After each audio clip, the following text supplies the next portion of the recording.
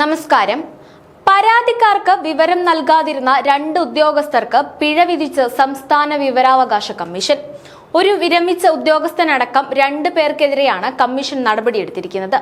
2 പേർക്കും 5000 രൂപ വീതമാണ് പിഴ വിധിച്ചിരിക്കുന്നത്.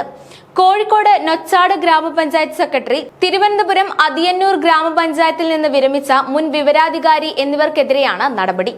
തിരുവനന്തപുരം മുള്ളുവിള സ്വദേശി പോങ്ങിൽ PC പ്രതീജയുടെ പരാതിയിലാണ് അതിയന്നൂർ പഞ്ചായത്തിൽ നിന്ന് വിരമിച്ച ഉദ്യോഗസ്ഥനെതിരെ നടപടിയെടുത്തത്. കോഴിക്കോട് നൊച്ചാട് ഇമ്പിച്ചിയാലി എന്ന വ്യക്തിയുടെ പരാതിയിലാണ് നൊച്ചാട് പഞ്ചായത്ത് സെക്രട്ടറിക്കെതിരെ നടപടിയെടുത്തിട്ടുള്ളത്. സംസ്ഥാന വിവരാവകാശ കമ്മീഷണർ ഡോക്ടർ A അബ്ദുൽ ഹക്കീമാണ് ഇരുവർക്കുമെതിരെ നടപടിക്ക് ഉത്തരവിട്ടത്. ഉദ്യോഗസ്ഥർ നേരിട്ടെത്തി പിഴ കൊടുക്കണമെന്നാണ് ഉത്തരവിലുള്ളത്. ഇരുവരും ജനുവരി 20-നകം പിഴയൊടുക്കണം. സർവീസിലുള്ള ഉദ്യോഗസ്ഥൻ പിഴയൊടുക്കുന്നതിൽ വീഴ്ച വരുത്തിയാൽ ശമ്പളത്തിൽ ആ തുക ഈടാക്കാനും അച്ചടക്ക നടപടി സ്വീകരിക്കാനും ഉത്തരവിൽ നിർദ്ദേശമുണ്ട്. വിരമിച്ച ഉദ്യോഗസ്ഥൻ പിഴയൊടുക്കിയില്ലെങ്കിൽ സ്വത്തുക്കൾ ജപ്തി ചെയ്ത് പിഴ തുക ഈടാക്കാനും സംസ്ഥാന വിവരാവകാശ കമ്മീഷൻ ഉത്തരവിട്ടിട്ടുണ്ട്.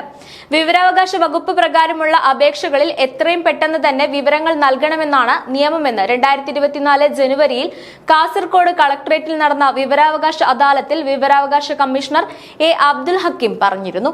വിവരങ്ങൾ കയ്യിലുണ്ടായിരുന്നിട്ടും അവ അപേക്ഷകന് നൽകുന്നതിൽ വിമുഖത കാണിക്കുന്ന പ്രവണത സംസ്ഥാനത്തെ ഉദ്യോഗസ്ഥരിൽ വർദ്ധിച്ചു വരുന്നതായും അന്ന് അദ്ദേഹം ആശങ്ക പ്രകടിപ്പിച്ചിരുന്നു.